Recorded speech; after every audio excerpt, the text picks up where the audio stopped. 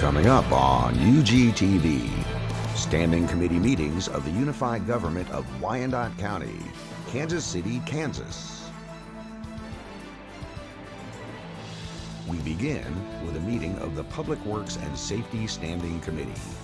This will be followed by the Administration and Human Services Standing Committee.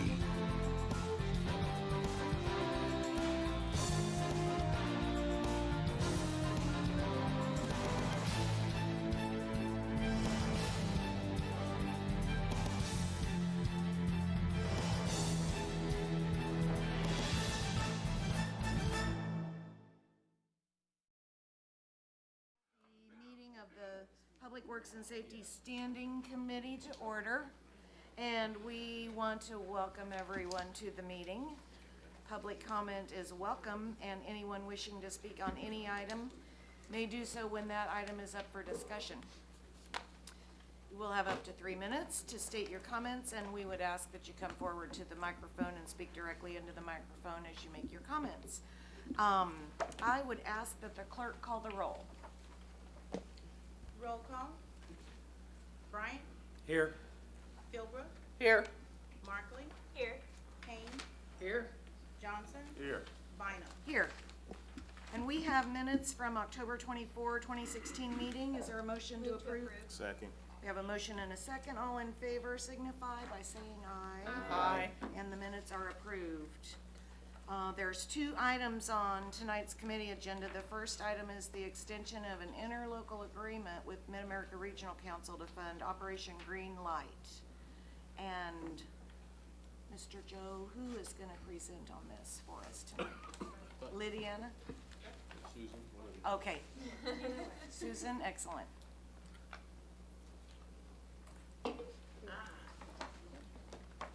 Over there? Okay.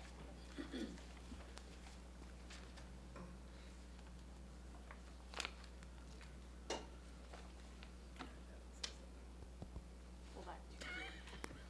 It's not gonna bite you. It's not gonna bite me, okay. Sure. Bell like this. There you I go. didn't know it was on. It's on, Thank yeah, you, it's on. Sorry.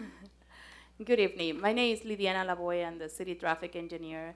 And in front of you, in the agenda today, you have the agreement with Operation Green Light. Operation Green Light provides service through the entire metro area to signalize traffic signals and coordinate it for particular corridors that are going through jurisdictions. For our particular case, we had about 64 traffic signals that they manage and operate on an annual basis. And their agreements are renewed every 2 years. We have a new agreement that renew their services. Each of this intersection costs about $1,600 per intersection to manage every year, and the city pays about half of them. The other half, the other 50% is funded by federal funding through MARC. And this is to renew the agreement for the 2017 and 2018. Move to approve. Second. All right, we have a motion and a second for approval. Roll call? Roll call. Bryant. Aye. Philbrook. Aye. Markley. Aye. Kane. Aye. Johnson. Aye. Bynum. Aye. That motion carries. Thank you. And our last item is revisions to the county's emergency operations plan. Mr. May? On our way. All right. Guys have a nice weekend.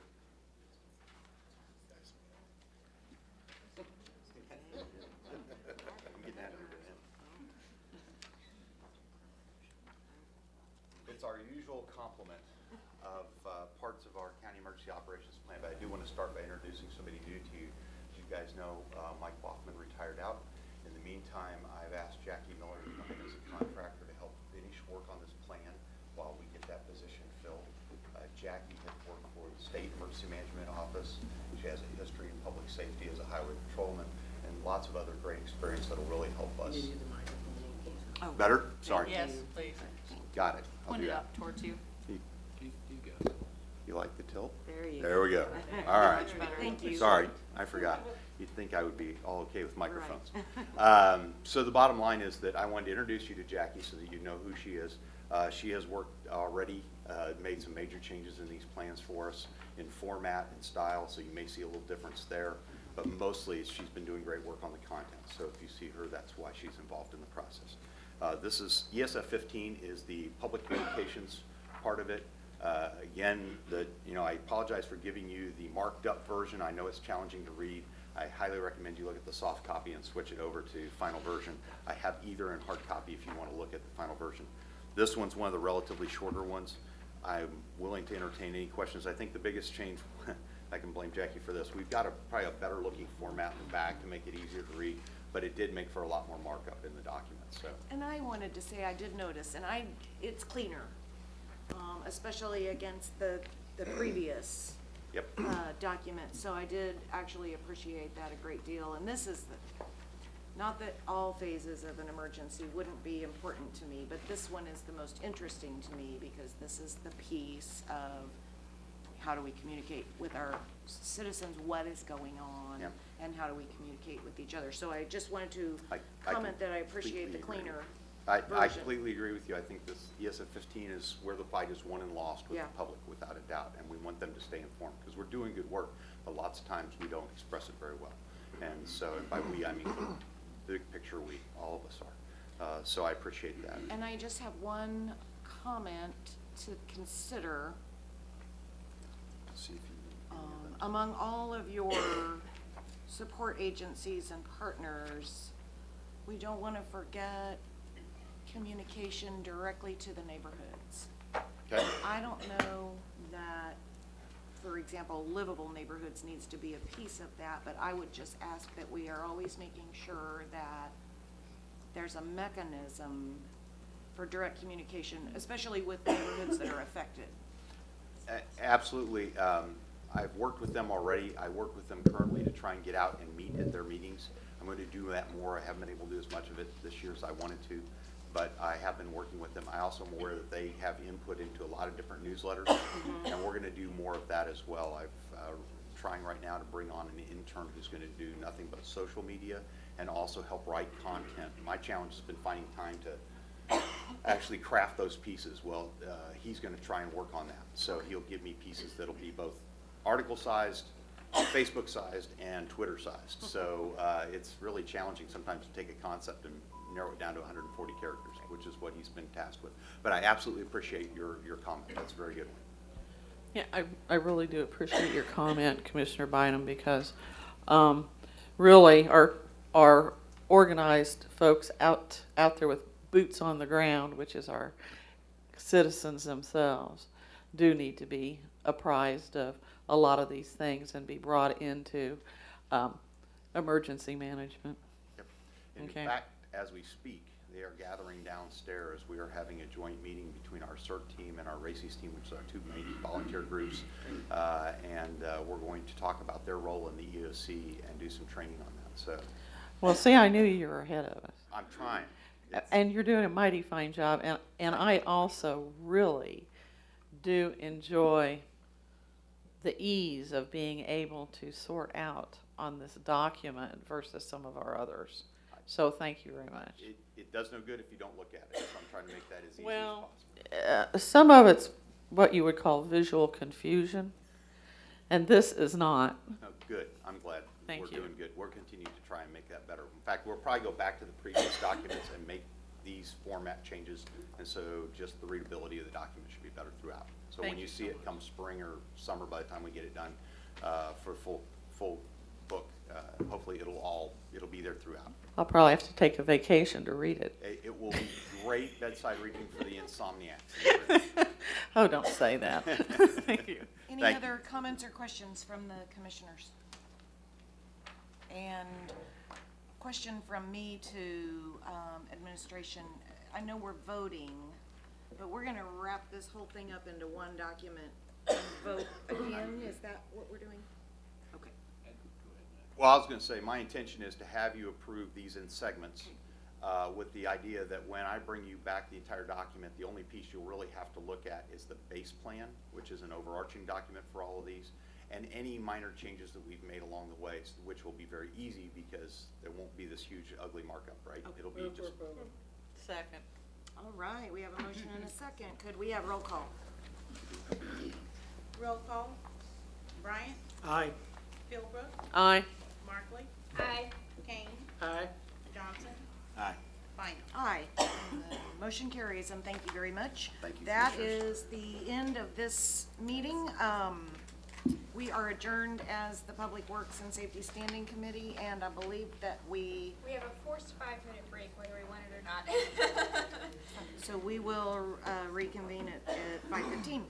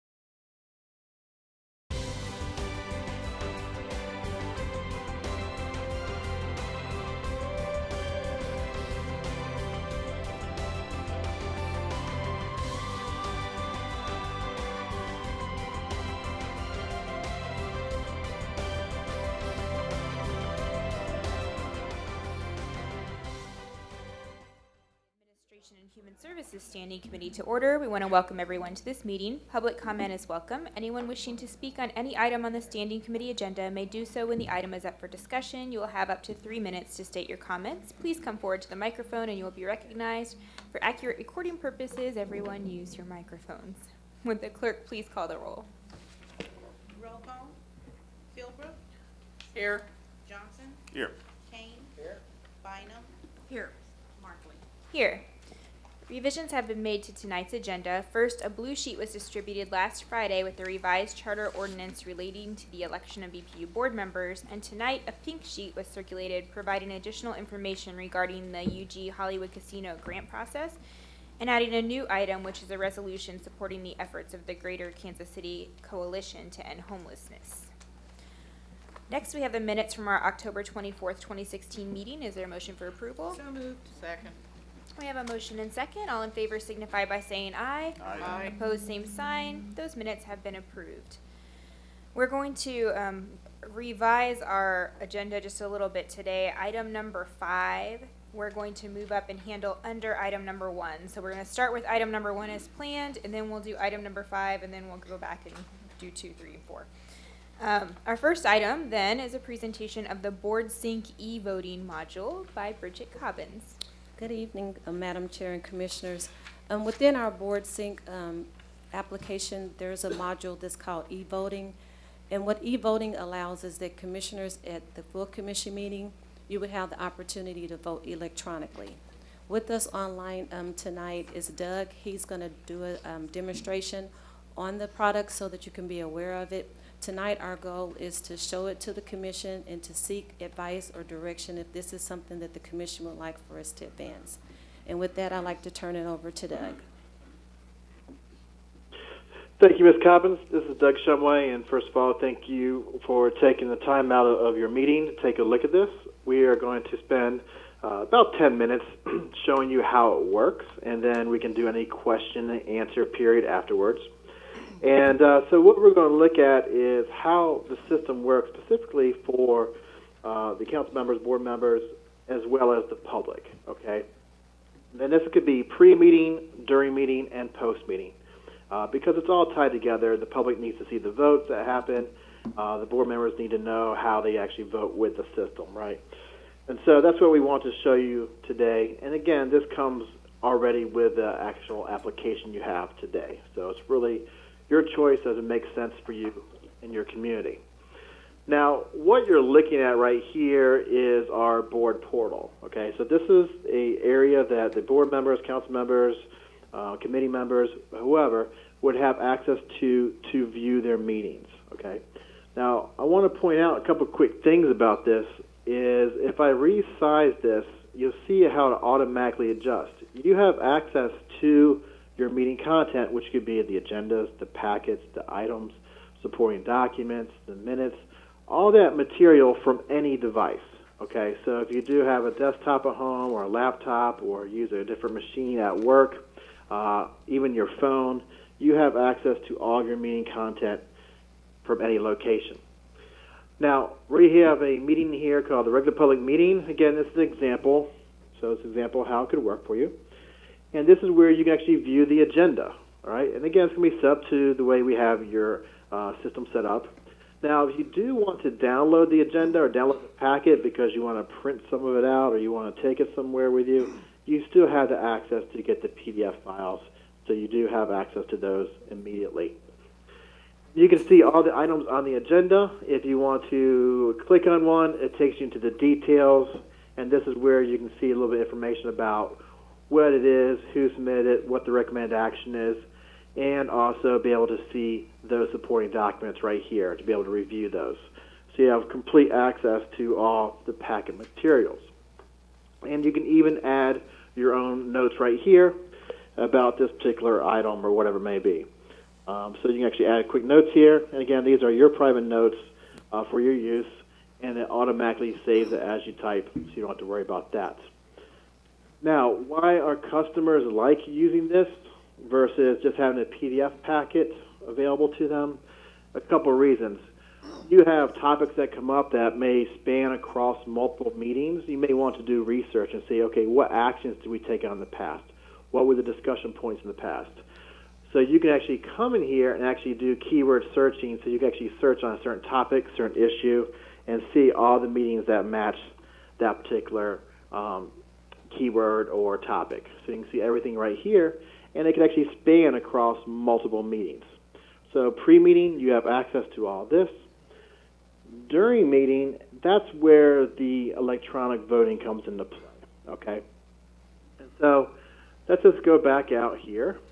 And what happens is the clerk or whoever is the administration or the administrator of that meeting will be able to control and run the meeting typically like you're doing today with the roll call votes and things like that. Now, let's talk about what you guys would do.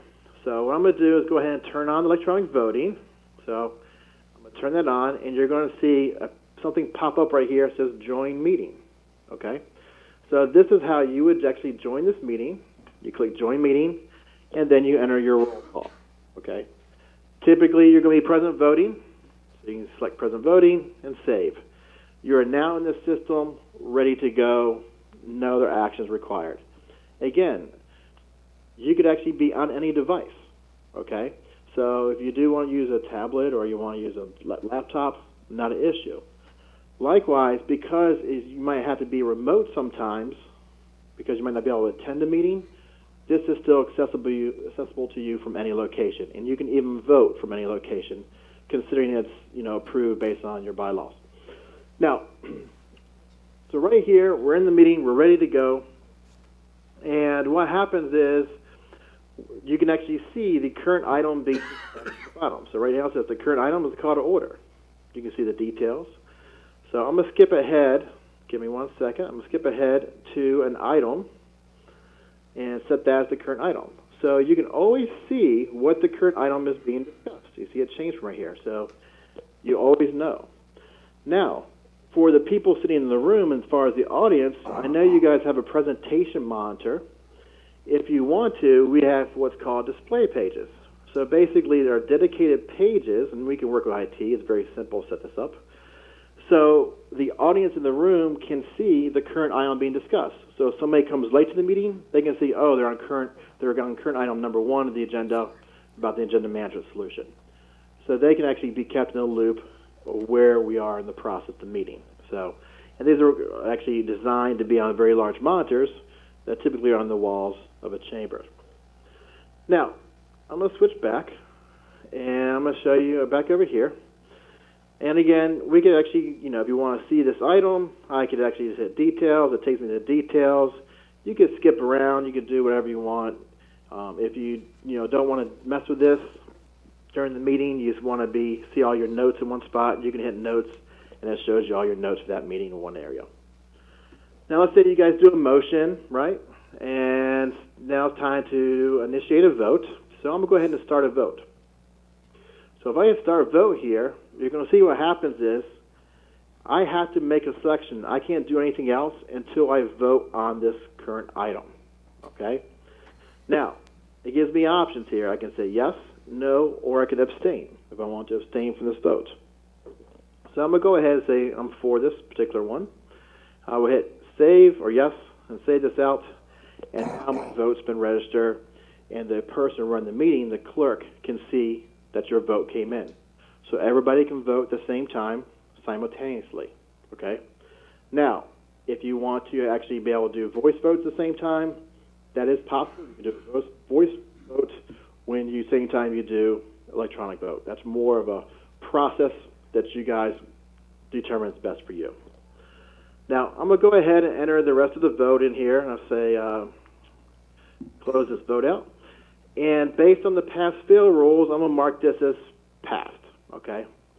Now, what happens is, again, for the people in the room, we're going to show on the pages of how everybody voted and whether it passed or not. So, again, the people in the room can see exactly how they voted for it and also the results. So it keeps track of all that. So, again, that's how fast it is to do a vote. Clerk initiates it. You say yes, no, abstain. Pretty much the same thing you're doing today with the voice vote. And then it gets logged and recorded. And then you move on to the next item. Now, let's talk about post-meeting. Okay? Now, again, you may want to do some research into a particular meeting. Say, I think we talked about this topic before, maybe about the casino I heard earlier, and they were doing introductions. So I think we talked about this topic before. What happened? Again, that's what the benefit is you can go back into the minutes area here and say, okay, what did we do for this particular item? You can actually see all the motions that happened and also how you guys voted for it as well, and the comment discussion that comes straight out of your minutes. So it's all right here for you to be able to do the research and see the results. Same thing with the public. The public, let me switch over real fast. The public can actually go out to your website and be able to actually see different meetings. Here's a customer I brought up. And then if I click on, let's take a look at what happened on this regular public meeting. So I can open this up and actually see all the items, the staff reports, and then the public can see what motions and also what votes happened on this particular item. And it shows how each of you voted for that particular initiative. So they can see it next day, 2 days, 3 days. It's really up to you. Or even 2 years from now, be able to go back and see that. So basically, we're trying to provide you materials to review the content before the meeting. During the meeting process, try to be as transparent as possible as far as making it really simple for you. Just hit yes, no, abstain, but also instantly showing the results to the public as the votes happen. And so that's really the different pieces of the system as far as the electronic voting, being able to review that and see that. So with that being said, Ms. Cobbins, do you want to see if there's any questions or anything of that nature? I think they do have a few questions. My question is, a lot of times, especially with, Can't hear you. Oh, sorry. You liked saying that, didn't you, Commissioner? A lot of times, especially with planning and zoning items, we will approve something, but we've added a variety of stipulations. So how will the system capture changes that are made to the agenda item, like for the purpose of the public seeing, we're voting on that, but we've modified it slightly from what was presented in the packet? Yeah, so what happens, there's a couple of different answers built into that. First of all, you can actually have multiple motions and multiple votes on a single item, okay? Because you might start a discussion and then you end up, somewhere else with another motion, another vote, okay? So that's, first of all, you can do multiple motions, multiple votes. Second of all, what happens is, as far as the minutes go, there's tools built in for the clerk. For example, we can pre-populate some of the content, maybe the motion language, and then it could be edited and updated within the actual notes of the minutes, too. So the minutes is, we try to automate as much as possible, but it's still some, this is what happened, this is what changed, wording that will go into it and show that. Okay. Is your question, Mike, for Mr. Shumway, or is it just discussion? I want to be mindful of his time as sorry. well. So if you have discussion, if we have questions on the For him. technology, yes, let's do those first. Good? I have one for our staff. Okay. Commissioner Philbrook? So, sir, being technology ignorant, all that nice medium blue that you have up there is not a good color. So if you could make that some other color so it's much easier to read. Whatever color you want. I know that may sound picky, but when you're trying to flip through a bunch of documents and try to see what's going on, it makes it a whole lot easier if you can read it. And so, you can work on that, just not that color. Thank you. Yep, and again, like I said, that's a customizable setting, so you can pick which color that makes the most sense for you. Thank you. I appreciate that. Okay. Other questions on the technology? Okay, with that, I'll thank you, Mr. Shumway, for presenting to us, and you're welcome to drop off the line, and we'll maybe have a little discussion here, and we'll be done. But thank you very much for your time as well. Sure. All right. Thanks, everybody. Take care. Commissioner Kane. Well, I'm not colorblind, but if you were colorblind, that'd be an issue. And did somebody ask for this? Well, I think that's why we're discussing it today, because staff knew, we have this option as part of the package we already own.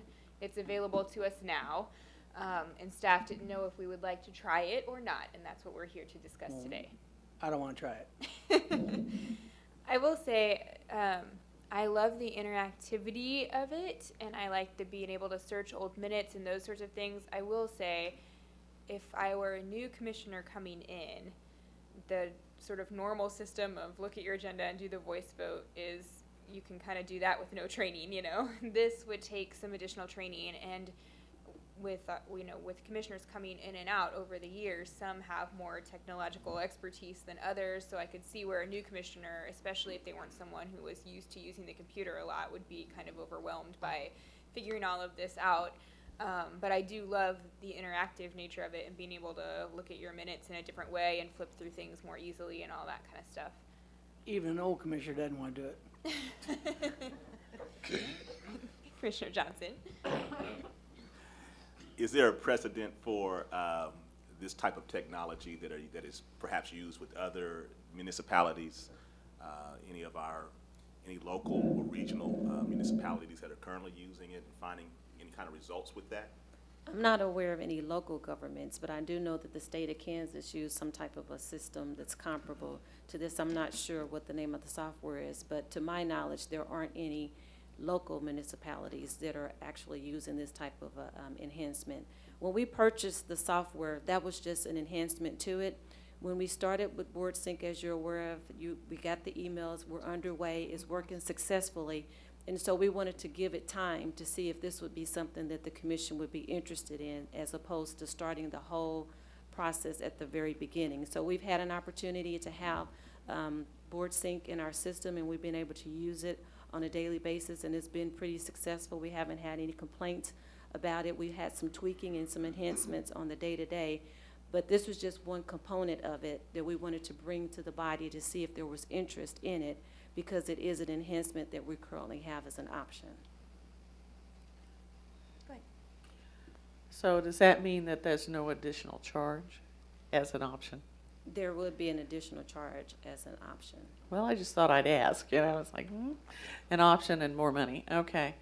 I really like the system, and yes, it would really be different for us, and I would tell you that if we were to do this, that you would definitely have to give us training on it and how to maneuver around it and all that. And yes, at first it would be kind of a pain.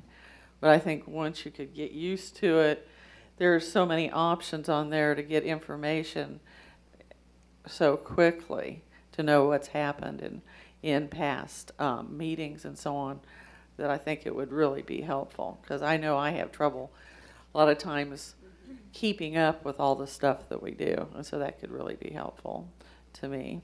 So. Commissioner Bynum? Well, one thing I wonder about is, and as I was watching him demonstrate, is when I accidentally hit the wrong vote, I think we would want to have a discussion around how long do I have before I say, hey, I meant to say yes and I said no. Because that would happen at some point. And I think if you waited until after all the votes were counted, and then you said, oops, I meant to say yes when I said no, I think that could be problematic. I also think the voting, obviously with the voice vote, we vote in an order, and this would allow us to vote simultaneously, which I think is both a good and a bad thing. For planning and zoning items, for me, that would be hard, because a lot of times if the district commissioner votes ahead of me, and I don't really care whether there's an extra horse in this person's yard or not, but that district commissioner, whoever it might be, has done their homework. Well, yeah, they know the neighborhood better, and they know that it's not suitable for that neighborhood in a way that I might not know because it's not my neighborhood. I want to know what they think, and so particularly for planning and zoning, for me, I like the voice vote, and I like knowing what the other commissioners think about how that fits into the neighborhood that they maybe live closer to than I do. So, you know, we talked about incorporating the voice vote into it, but it's still, to me, that would be a little weird to try to incorporate the voice vote and then hit the vote. Would you wait until you did your voice vote before you hit it, or would you all hit it at once and then do the voice vote? Because that would be kind of pointless. So I don't know. It would be, that would be an interesting That's just- twist as well. I think this is kind of logistics that Right. probably could be worked out, I would think. And, yeah, and yes, I agree with what you're saying too, is that our system does help, because that way we get to hear what that commissioner feels about their area, because they do their homework for their area, because we all have our own homework for each district. And that does make a big difference. I want to know what's going on with the other folks, so I know where things lie. So, yeah, that would be about the only issue that I have with it.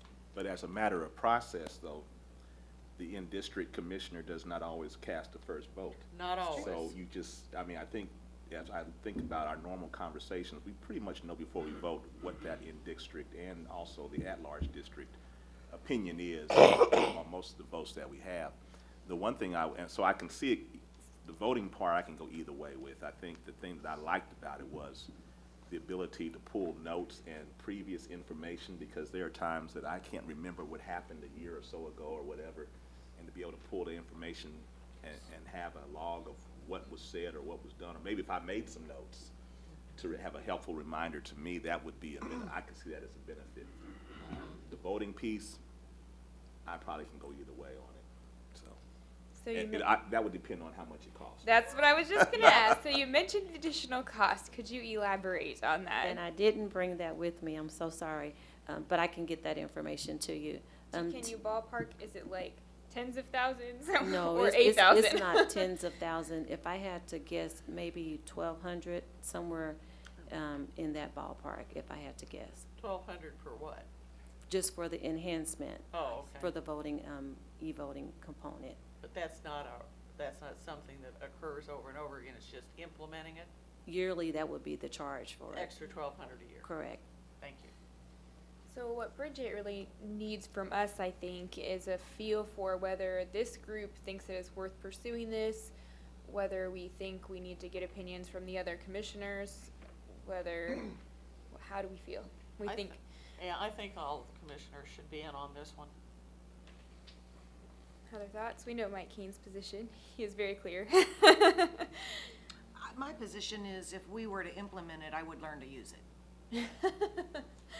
That's a good, I mean, really, that's, Yeah. That's the bottom line. we would, and that's what I'm concerned about, is I'm thinking we would all have to have at least that level of buy-in. If we weren't gonna be super excited about it, we'd at least have to be sort of forced into it. And so I'm wondering, and I don't know, staff, how you think this should proceed procedurally, but I'm wondering if the other commissioners should hear this before we tell Bridget to do a bunch of work and the other 5 say, absolutely not, like Mike Kane, I never want to do that.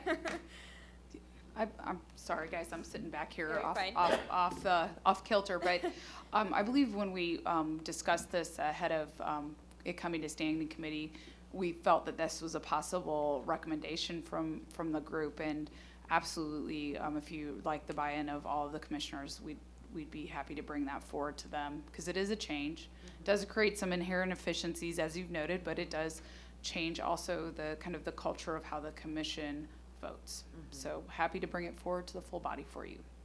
Is that what we would prefer? I think so. Yes. Okay, there you go. All right, thank you. Thank you, Bridget. Great. As mentioned previously, we are going to skip forward to item 5, which is a discussion to consider innovative ways of keeping minutes of the Unified Government Public Meetings. And Mr. Richardson and Bridget and everybody's here. Well, good evening, Commissioners. I'm Melissa Munt, Assistant County Administrator, and I have 2 of my staff here tonight on an item that was brought before you. There wasn't a lot of information in the blue sheet, but I did want to go over a handout that I've presented to you tonight, just to kind of clear things up. We're looking at options to change how we produce minutes for the Planning Commission specifically. As you're aware, Bridget and her team produce minutes for standing committees, special sessions, full commission, and other significant meetings for the unified government. Planning Commission, the sole responsibility is on one staff person in that department. Bridget has a team of folks who spend a lot of time doing the same type of work. What we're trying to decide, and with your help, is if we could possibly seek a new way of doing those. Luckily, Rob was able to get the Mid-America Regional Council to do a poll for us so that we could provide you some data. And what we've found out is that we're one of a few of the responding municipalities that actually still completes full verbatim style minutes. And what we are doing, as you're aware, is we do MP3 recordings currently for everything, but then we also, for the commission at this point, and also standing committee and special sessions, have our YouTube videos. But we do not have that for Planning Commission currently. Starting later this year, due to 2017 funding for a new position, we will be able to implement the YouTube videos for Planning Commission as well, which was something that you were interested in, and I know that our public communications team is working hard to get towards. So what our proposal is that if you're interested, we'd like to start for just Planning Commission, trying to provide a brief explanation of the case, which we do a really good job at, a record of the motions, the votes, and those speaking in favor and against, so that it's clear who was where, because I know that's critical, as we were just having our previous discussion, which is why I wanted this item to follow, and any stipulations and reference to the appropriate components of either the MP3, the WAV file that we could put out there, or the YouTube video as it becomes available. So we have a choice where we can wait until YouTube is available, or we could start it with using only the MP3s. But there's ways to tag YouTube videos. For those of you who are out using YouTube all the time, you've seen that you can jump previous places that I've worked as an assistant. We actually tagged the videos so people could get to a specific item more quickly. And I believe our board sync system allows us to be able to do that as well. So more features that we were talking about again, but hopefully this would help with some of our staffing constraints within the planning department at this time, and still meet the spirit and intent of the law. And I know Patrick Alters, who works with our planning commission, did check into this and make sure that we weren't outside of our boundaries looking at this, and noted that, as I was keenly aware from having been a clerk in a former life, that we are only required to do summary minutes. Most places do more than that, as you can see, but not maybe the full verbatim versions that we do. So I would just say that they're near verbatim. Verbatim is like what you would have from a court reporter. yeah, that's the difference, yes. When people misspeak, Janet cleans it up. If somebody said, pauses and says or all that goes away. So it's close, but it's not verbatim. And there is a technical difference, especially when the attorneys look at it. Commissioner Kane. I would support this change. I think they work too hard, and I wait till it comes out anyway to see what I've actually said. So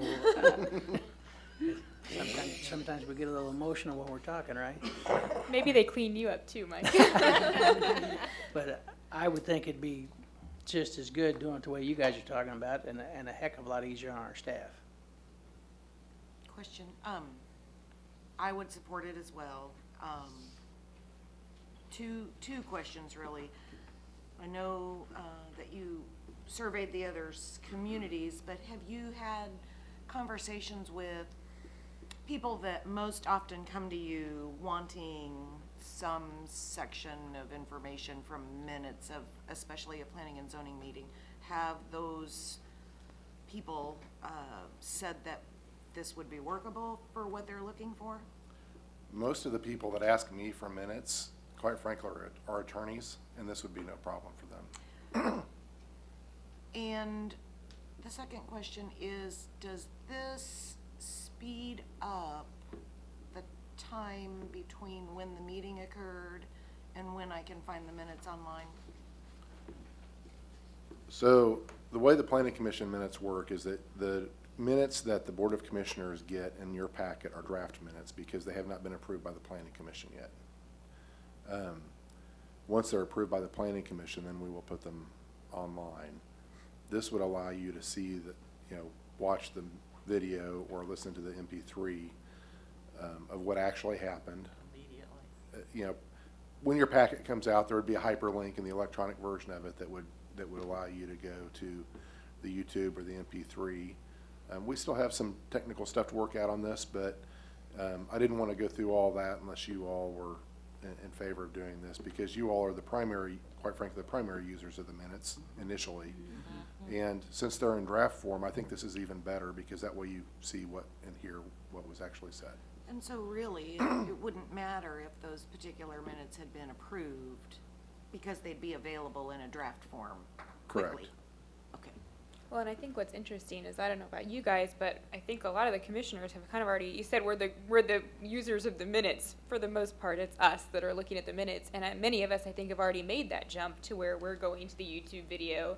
We're like, what happened at that meeting? Let me go to the YouTube video. And so I think we've sort of already made that jump in how we're doing some of our research.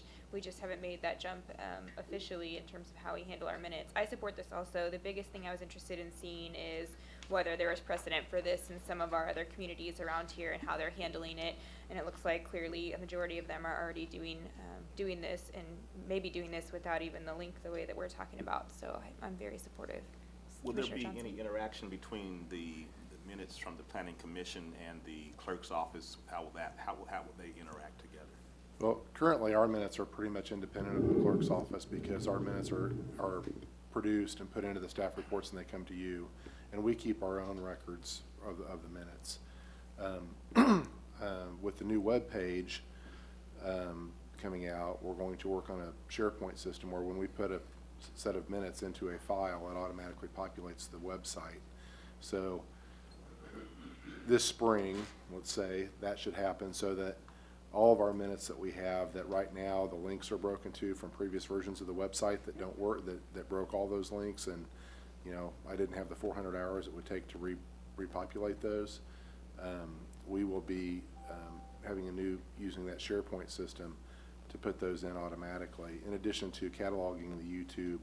The minutes would be much shorter, and then within that minute would be the YouTube and or the MP3 link to the tagged video or WAV file. And those are kept internally in the planning department. And one thing I do want to, Bridget has brought up, just to be fair, why we're looking at Planning Commission first. One, mediums have changed. I can guarantee that if we started reciting the different ways we've listened to music over the last 50, 60 years, it would be interesting to see how many of us can play every version at our own homes today. So that's one thing I know that from a clerk's perspective, we're worried about how we handle that. That's why not going to the yes, no vote version wasn't something that we felt comfortable with from even the Planning Commission level.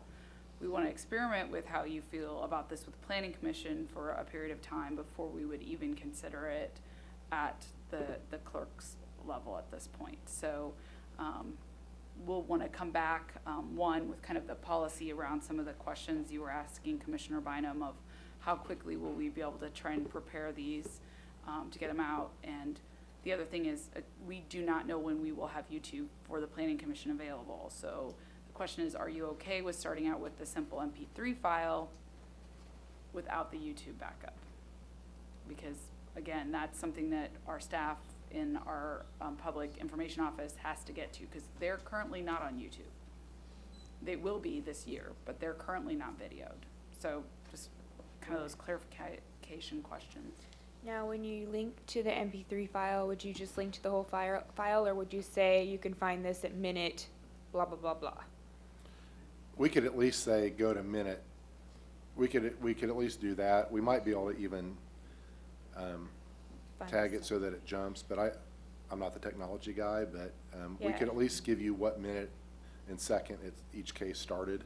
I would be comfortable with that. What I wouldn't be comfortable with is making the person watch the whole 4 hours of meeting to find the one, one vote that they were looking for. But as long as we can give them a minute where they can go to the MP3 file and fast forward to what they want to hear, I think that is fine, personally. I don't know. And I think we would say when the case was called and when the vote began for each case. Lovely. Because some people would want to just hear the motion and the vote. We'd start with the motion and go from that point so that you could hear that, the end of the case. So if that is that the consensus then? Yeah. Okay. There is a nodding of heads. I'm trying to make sure. All right, that I'll the- come in for training, no problem. Yeah, yeah, so what we'll look to do is we'll look to move forward with that. We'll bring back some policy guidance that we develop around sort of how Janet, who's Rob's assistant, will do that and look at how that works. We'll run that past Bridget in the clerk's office just to make sure they're comfortable when they're answering questions before we bring it back to you on that. So try to have this in place by the 1st of March is kind of the goal. So Rob's got a couple of really loaded agendas coming up, so the sooner I can get that in, the sooner I can free up his staff to do some other things for the unified government, which you would probably appreciate, so. Definitely. All right, any questions or comments before we set them loose? Thank you very much. You're welcome. All right, that was for information only, but obviously I appreciate everyone providing some direction. We are going to leap backwards now to item number 2. Item number 2 is a charter ordinance regarding the election of BPU board members, and Ryan Carpenter is coming to present this item.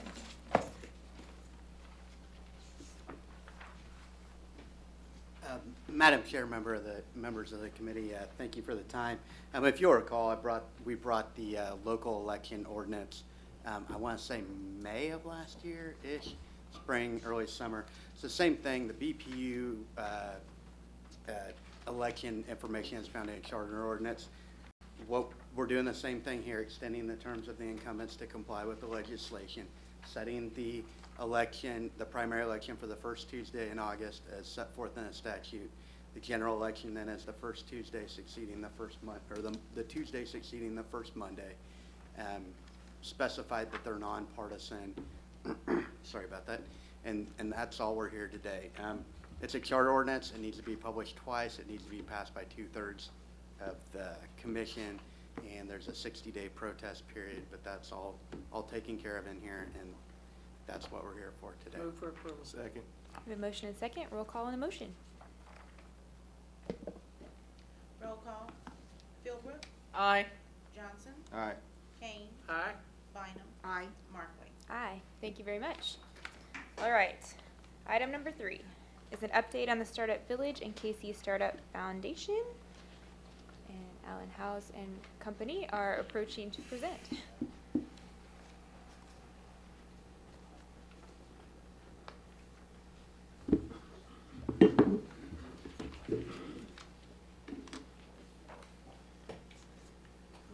Welcome. For our guests, please just make sure you pull the microphone up close when it's time for you to speak. All right. Good evening, members of the committee. Glad to be back here today. We've got a hard copy of the presentation that you'll see this evening coming around to you that folks who are watching at home will be able to view as well. My name is Alan Howes, the Chief Knowledge Officer for Unified Government, and wanted to bring back to you this evening a presentation from the Kansas City Startup Foundation. And as you may recall, they spoke on a different topic in the fall to the full commission about the Mecca Challenge and their engagement with students. There was some interest and discussion around that, and wanted to bring them back for a broader update about the activities that they're engaged in the community and in the broader region. So we have with us this evening Matthew Marcus, who's the Executive Director of the Kansas City Startup Foundation, and Adam Arendando, who's the Director of the Board for the Kansas City Startup Foundation. So turn it over to them. Yeah, and excited to be here and give you guys an update. For those of you that have been on the commission for a while, we've been here a couple times talking about the Kansas City Startup Village back in the day when we were having some growing pains, as we may remember. Well, we're excited to give you an update. We've grown up a lot. There's a lot of exciting stuff to report, and just really want to get you up to speed so that as things happen, you all are aware. So I'm going to let Marcus start with, I'll let him start with just an update on the history of the village for those that don't know. And again, yeah, my name is Matthew Marcus. This is Adam Arredondo, and we've grown up, but we still wear T-shirts, so we've only grown up so much. Yeah, so just a brief history. We know our time is short with you all, so we'll keep it kind of on point. But essentially, with the village, late 2012, a string of serendipitous events took place, which led to the formation of what is now known as the village. Essentially, 3 properties came online with startup activity. In about a half block of one another in what became the first neighborhood in the world to get Google Fiber without any planning. So this slide here kind of represents those 3 properties. We had, 6 startups in them, and it was, September 30th, 2012 that one of those startup founders emailed the rest of us and said, hey, something really cool is happening here. Maybe we should get intentional and call it something and see if we can get some more entrepreneurs, to join us. So that's essentially what happened. So you fast forward to today, and it's kind of, gone through the iterations of the number of properties that have been a part of the village. It's important to note that, the Kansas City Startup Village isn't a business. It doesn't own any of these properties. It really is just a representative community of startups and entrepreneurs in a specific part of Kansas City. So you can see here in this map, we probably should zoom in, and it is a live map, so if you go to our website, you can kind of navigate around it. But the center point of the village is at 45th and State Line. And so right now, I think we got 14 or 15 properties which are part of the village. You can see that there's a dense area right there in the middle, and then they kind of start to span out. And roughly, the village is about a square mile in size. But yeah. A few metrics and just kind of some of our accolades over the years. So again, currently we have about 15 properties that are part of the village. It started with 3, and then it grew to 5, and then 7, and then now we're at a nice number there. The number of startups that have gone through the village that are either participating in it right now or have come and gone for a variety of reasons, a total of about 51. Currently we got 24, so there's a lot happening. The number that, 12 have moved on for a variety of reasons, maybe other opportunities in the city or in other cities. It happens. Failure happens as well, so we've had 9 fail. But the number that we like the most is that graduated number, which essentially means that the company has started small, but has grown to the point where the village just doesn't suffice for sizing. They've created more jobs, taken on more money, and we've found other places in the city for them to continue growing. So that's something that we're really proud of. Jobs created, it's really tough to track every job because we don't monitor it specifically, but definitely over 100 have been created, which is a good thing for the city. Talent. So the village over the years has had its share of media attention, to say the least. And because of that, it's spread far and wide, internationally to be exact, and it literally has recruited talent from other states and to be a part of our community, to be in Kansas City and to continue growing and starting their startups. So that's neat. Funding, that's funding for the startups, how much money that they've raised over the years.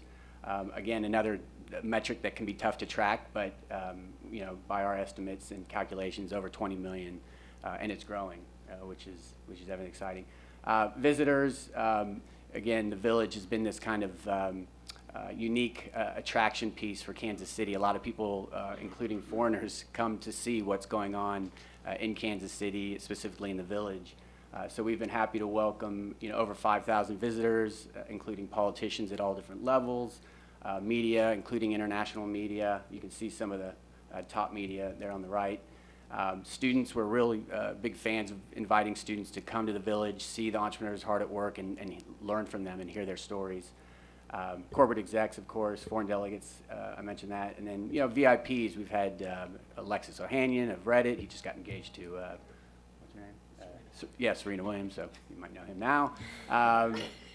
So a number of VIPs, Steve Case, founder of AOL, the list goes on. So that's exciting. And one of the things I'll say with the village is hard to see with zoomed in on the map, but a lot of the action is on the Kansas side, which is right in just the southeast corner of Wyandotte County. A lot of the action has been on the Kansas side for a couple of reasons. First, Google Fiber was on the Kansas side 9 months beforehand, but also one thing that we've actually talked to Alan about and the mayor is the Kansas Angel tax credits is a huge benefit to early stage companies. You may have heard that kind of come up earlier in 2016, and they ended up extending it for 5 years. That is a huge benefit to early stage investors, and a lot of reasons why, although the village is by state, a number choose to be on the Kansas side because of that, which puts them in KCK. So just a little more info for you.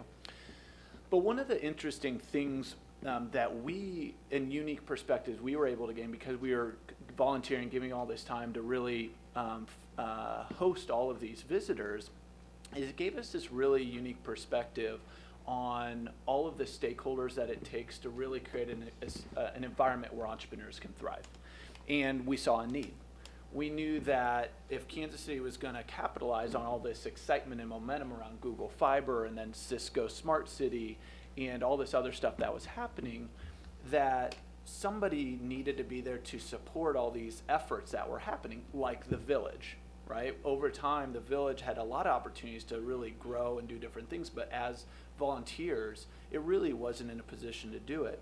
So as a result of all of that learning and realizing that education and government and investors and the business community all play very key roles in creating an environment in which entrepreneurs can thrive, and we all can agree that we want entrepreneurs to thrive, that some organization needed to exist to support all of that and connect. And so that's when we decided to start the Kansas City Startup Foundation, which is also kind of the now kind of the caretaker of the village. So this is a formal 501c3. We got it now about 1.5 years ago. And as you can see, the foundation exists to strengthen and support an inclusive, collaborative, and opportunistic startup and entrepreneurial ecosystem. And when we say ecosystem, we talk about kind of those 5 pieces we saw on the last slide. And connecting the education, government, investment, and business communities to support a vibrant entrepreneurial community. So our mission is simple: unify and champion Kansas City's entrepreneur and startup community. That's why we're here today, is to help inform and show you guys what's happening so that you can have that knowledge as you progress. And then our vision is ultimately to build Kansas City into the most entrepreneurial community in America. This is kind of a moniker that the Greater Kansas City Chamber kind of took up probably about 5 years ago now. And we believe the foundation is in perfect position to help and make that a reality. So specific to the foundation, so you can kind of see and understand where we're at today, we got our 501c3 into mid-2015. At that point, it took everything just to figure out how to form a 501c3. So we did that. Then spring of last year, Marcus officially became full-time executive director. We just got scrappy and pieced together a bunch of funding and supporters and made that happen.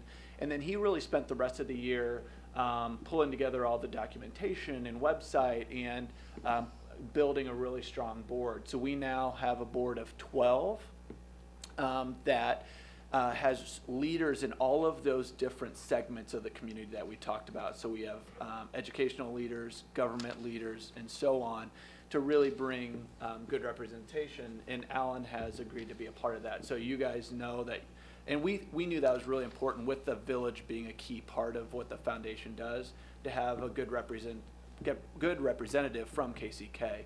And so Alan has accepted that role and is on the board. Just as a way to kind of kick off and start getting community buy-in, we did just a $10,000 end-of-year fundraiser, which went well. That actually we ended up raising $13,800. So we added another 1,000 that we miscounted. And good problem to have. And then we also were able to secure a $20,000 grant from the Enid and Crosby Kemper Foundation. So we have a good relationship with Sandy Kemper, and he's a big supporter of all this. And so he chipped in and now has extended our runway for another year to really take it and continue to build to the next level. And nothing we can specifically talk about yet, but we're now that this exists to kind of be this grassroots support organization, there's a number of people that have been doing good things in the community that now we're talking to about bringing that under our umbrella to really give it the support it deserves. So a few things just to kind of give you an idea of some of the stuff happening in the village in KCK that's really exciting for you to know. One organization, actually the organization that I lead, is called SEED. And SEED launched in the summer of 14, and we now operate the following 3 programs, one of which is Village Square. If you remember the American Beauty Salon that was on 45th, or on State Line right around 45th Street, we purchased that, and it's now a co-working space for entrepreneurs. So that's where we both office, and I would absolutely extend the offer for any of you to come and potentially even host a meeting there. We have an event space that's we would be happy to open up for you all. We also run, and where I was almost late, we're putting on a Mecca Challenge, which is a one-day innovation experience for students and teachers. This is what we presented last month or a couple months ago. We did one with Ray Moore Peculiar today that went really well. And then we also run Startland News, which is the only online publication that solely covers innovation and entrepreneurship in Kansas City. We have 2 full-time reporters. And just this fall, we secured a sponsorship from the Kauffman Foundation that really helped solidify that and help propel that forward. Yeah, so obviously there's a means to an end for all of the work that we do. There's a number of, I think, progressive results that were, I think, come from a startup community, community itself, promoting community, but of course, entrepreneurs building successful businesses. And here are just a couple of the notable stories to talk about. Idle Smart is a current startup in the village. It's been in there for a couple years now, I think. And they recently just won a $125,000 pitch competition, national pitch competition. So, a great way to represent our startup community and, of course, city of Kansas City, Kansas. And they are also raising a large investment round. I'm not really sure exactly the amount, but it'll be good for them and progress their business. Lending Standard was once known as Form Zapper, and they were one of those first startups based in the Kansas City Startup Village. They helped kind of found the village, as it were. But they, pivoted and changed and kind of dialed into a specific target market that they realized was a big gap. And so they took lead on it, and they've secured $600,000 in investment, and they've landed one of the biggest whales in the lending industry. The name escapes me right now, but it was a pretty big deal for them. So they're definitely on the up and up. And then Square Off's another early Kansas City Startup Village company that is actually based in Kansas City, Missouri right now, because they did win a Launch KC grant this previous year, and part of that was to office in Kansas City, Missouri. And they're doing really well. They've created jobs, grown their company, and they're getting ready to close on a 7+ figure investment round. This is arguably the most exciting bit of news from Kansas City startup ecosystem as of late. So iVerify, one of the original Kansas City Startup Village companies, we remember them when they were a team of 5, having us come over and look into a camera in the phone and say, look at left, look right, it's scanning your eye, and we were like, what's going on here? But it was pretty neat to see their early iteration of their product. Fast forward a couple years, and now it becomes one of the most notable exits for our community, where Alibaba, I'm sure you've all heard of them, it was the first U.S. acquisition for Alibaba. So there will certainly be more in the future, but to see the first one come from our city here is really exciting. And of course, a 9-figure payday doesn't hurt either. In case you don't know Alibaba, that's the Chinese version of Amazon. So it's one of the largest internet companies in the world. So, and oh, this was you were going to say this. Go ahead. Okay. So you can kind of see how it's continued to grow, and it is kind of this kind of farming mentality. You kind of cultivate a bunch of seeds and see them grow. But ultimately, what is the impact? And you're starting to see it. I mean, from the economic development side, all of those companies we just listed are hiring a bunch of people. When they raise money, they hire people. iVerify is already up to 40, and they plan to grow to over 100 in the next couple years now with the support of Alibaba. Recruitment is huge. These companies, cool early stage companies go a long way to changing the reputation of a city, and we're seeing a lot of really talented technical people moving here to be a part of these companies. Publicity is big. Showed you that. I mean, we literally had Anderson Cooper's crew on site in KCK doing a shooting of the village. And it's a really cool gateway for people to really change the perception of Kansas City that often is a cow town and flyover country to really tell them, no, there's really innovative things happening here, and we have the opportunity to tell a lot of those stories and tell a broader story of what's happening. And then as you see, it connects a lot of people, and that's what we're really passionate about. So specifically, just to kind of give you guys some ideas on some ways to maybe start thinking of how to support. Obviously, there's always financial stuff. But beyond that, thinking creatively on how do we create zoning regulations that encourage that type of activity. Resolutions that can kind of bring attention to it. I know back probably 2013, 2014, there was I think it was a resolution about Kansas City Startup Village Day. That was cool, and it got a little pub, and again, it just showed how the UG was kind of engaged. And then the other thing is it's just fun. It's a really engaging community, and I would encourage any of you to come down. Every second Friday, we have a event for the community to come to Village Square and get to know each other and just and talk and play games, and it's a lot of fun, and I would highly encourage you guys to come.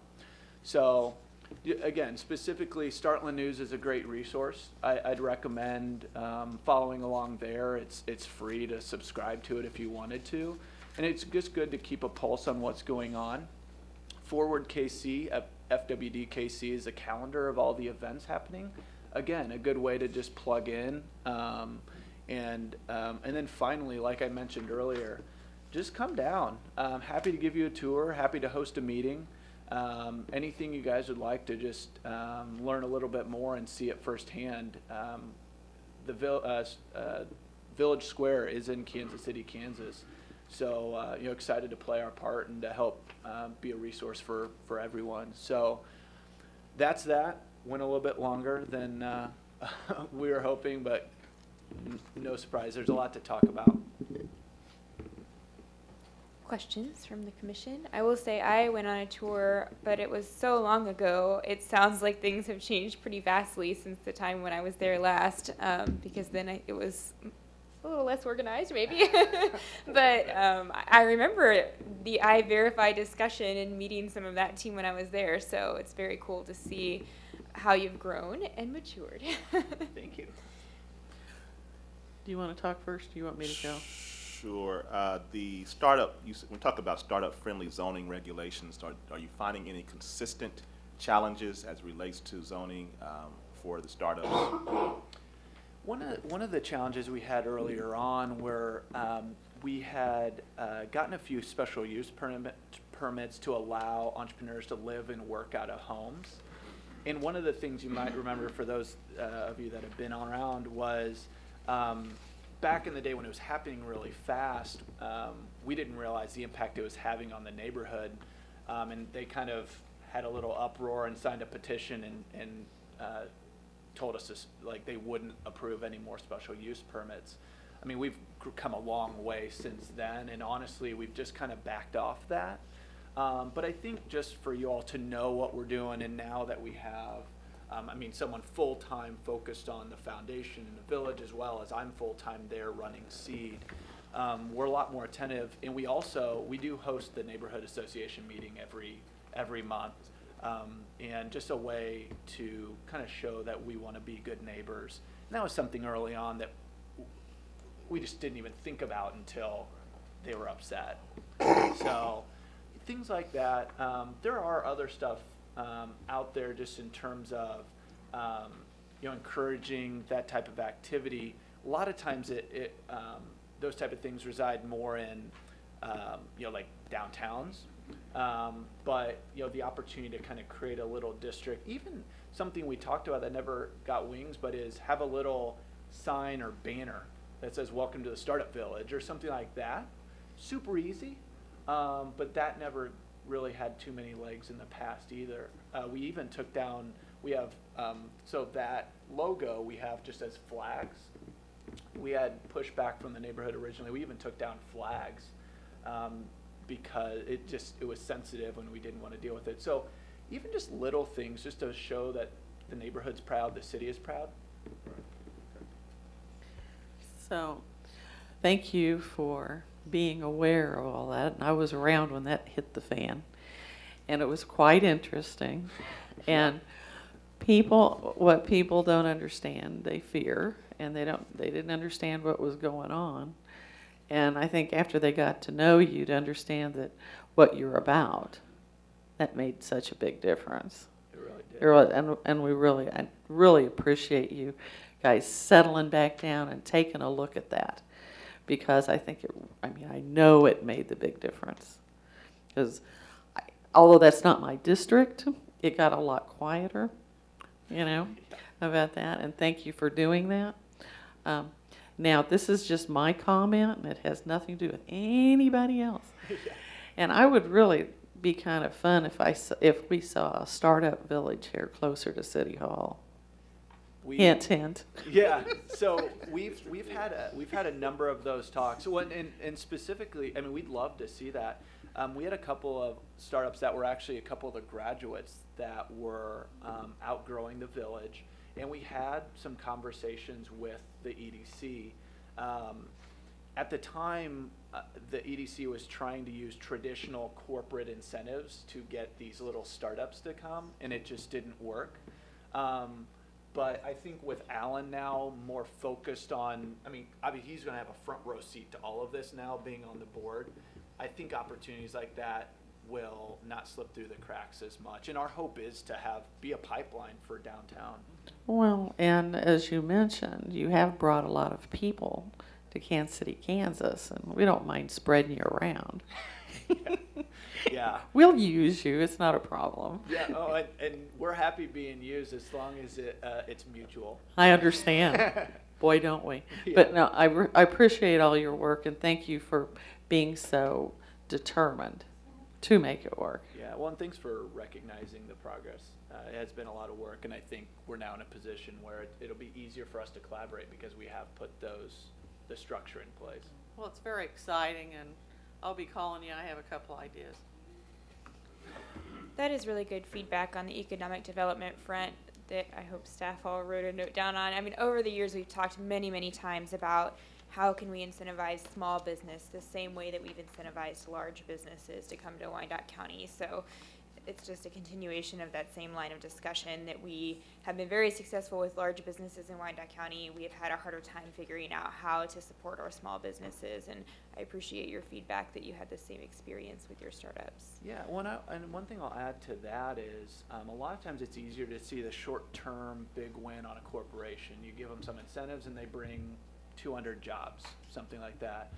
What you're seeing here and what's been hard is now we have a track record that you can see, although when you plant those seeds, it's hard to know which one will be the amazing one.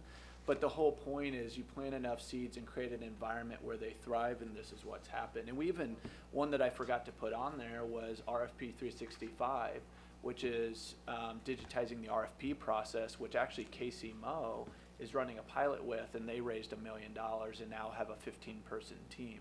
Is yet another one that is doing really amazing things, and it's, again, in the moment you look and they're like two founders that are, you know, looking really scrappy, and you're like, why would we support that? Sleeping on a beanbag. I think when I toured, there was some guy that his bed was a beanbag chair. Yeah. And so, you know, to see that grow up and what that becomes, hopefully now we can kind of tell that story and help you guys see where it leads to, and even if it's just in small ways now, a little bit goes a long way in that community. And the last thing kind of on that note, up until this past year, all of that was volunteer work. Every single bit of it up until 2016. We started in 2012. So to see that result on the backs of volunteers imagine if we sunk some resources in it the right way, what we could do. And that's what you're seeing.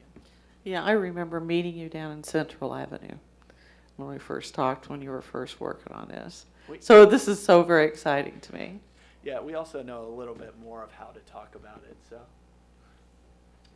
Other questions or comments? I will say if one of the three of you or all of you are willing to stay till we finish these last two items, I have a fundraising idea for you that I don't necessarily want to say to the microphone, but hang around and I will share it.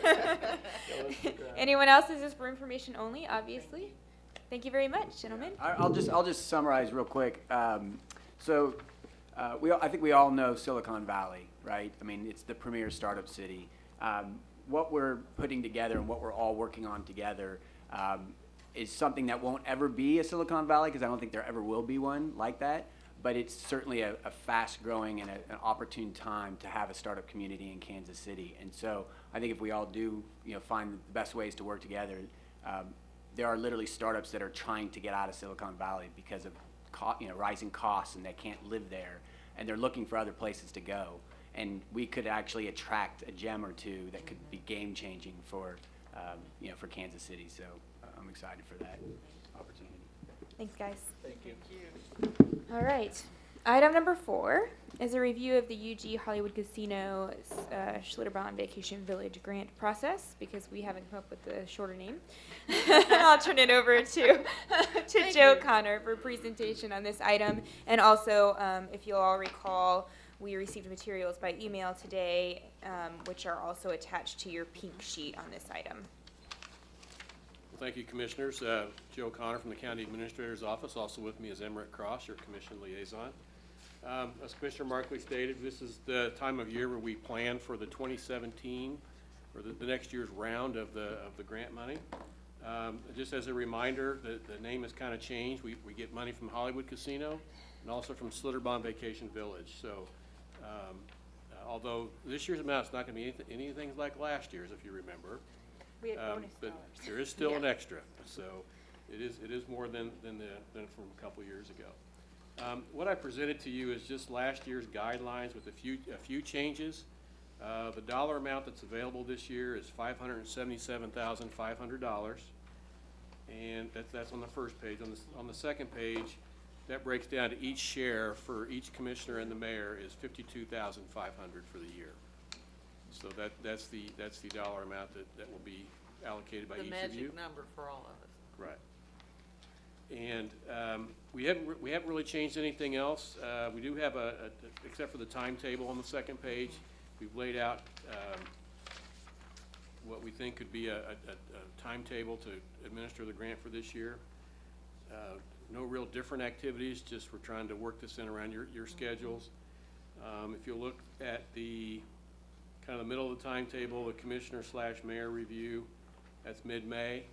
We want to try to get that done before the May holiday, and we have time to put it together for the June commission meetings, and then hopefully by the end of June, then we will distribute the funds. So that's pretty similar to last year from beginning to end. The other thing that I submitted that's a request from you guys was from our strategic planning session, there was a new vision statement that was created. We are planning on bringing back the kind of a full plan from your strategic planning day later this month. Sheila Shockey and I have been working on kind of a finished product for you. We're just not ready for distribution yet, but we wanted to at least provide this vision statement, which you guys all agreed to on that Saturday when you were there. And just an update on the current grant awardees. There's and who has turned in their 6-month reports and who haven't. So there are 16 organizations listed here that by December 16th did not submit their report. But the Community Foundation has been in contact with all of them, and they feel pretty confident that most, if not all, will have them in within short order. So we can certainly provide an update on that later. But that was a question that was asked for this meeting, and I just feel that based on the communications that the Community Foundation is getting, I feel pretty good about getting those reports in. So I think what we're looking for today is, taking a look at the guidelines, especially the funding priorities, and determining how do we want to try to move forward. Again, open for discussions, and we can answer any questions if we can tonight. If not, we'll bring them back to you. So just looking for some direction. So I just have one question. It doesn't really matter to me one way or another, but I thought last year, in addition to 501c3s, we said it was okay to give to school districts and district-related organizations. Like I said, it doesn't really matter to me one way or the other, but I thought that was something we had changed. We didn't award any funds to school districts last year. We gave to everything either was a foundation tied to the school district, Okay. or it was a straight 501c3. Okay. Like I said, I'm good with that. I just thought I remembered some discussion about that last year. Yeah. They can work in collaboration with, but. Yeah, most of them have a foundation that Yeah, that goes related back to it. And I would hope that we keep one of the requirements that they be 501c3 organizations. I would just ask that we continue that. I was curious, 2 quick questions. 16 reports due, but some of those are probably in by now. Out of how many, Joe? I can't remember. I'm sorry, yeah, there was 55. 16 out of 55. Right, so percentage-wise, it's probably pretty similar. The first few years, you gave about between 30 and 40 grants, but with the extra money last year, that number jumped up to 55. So, again, it doesn't cause me any heartburn to have this many late, because I think they'll come in. I agree, and I was telling Commissioner Markley before the meeting that last year, with the grants that got supported with dollars that I allocated, not only did they get the check with the cover letter, but they also got a personal communication from me reminding them, here are your deadlines, please be mindful of these deadlines. And still 3 of the groups on the list are groups that I allocated at least some of their money.